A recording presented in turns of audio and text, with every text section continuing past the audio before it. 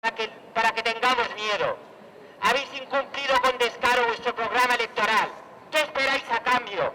¿Qué legitimidad tenéis? Para cuando os conviene, decís que la Constitución no se puede modificar, pero cuando habéis querido, vaya si habéis cambiado las leyes a vuestro antojo. ¡Cada 4 años!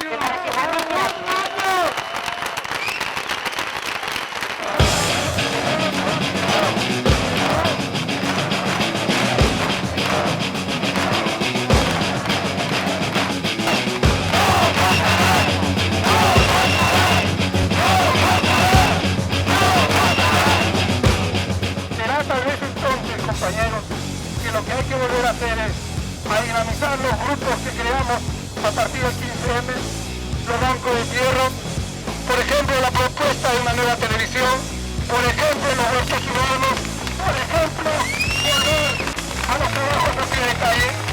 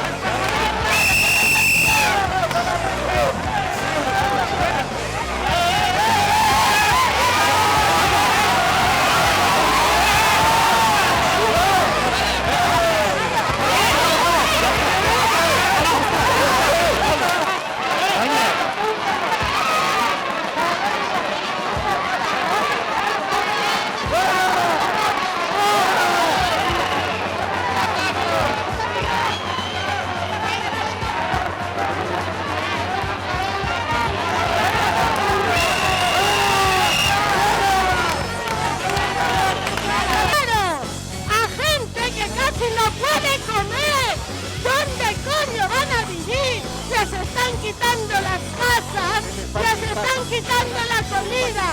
Este mes pasado se trajeron 6 toneladas de comida la Cruz Roja. 300.000 familias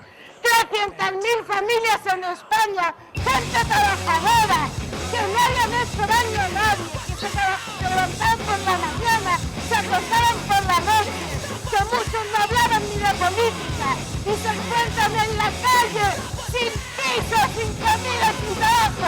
¡Hijos de puta, estáis cobrando plata!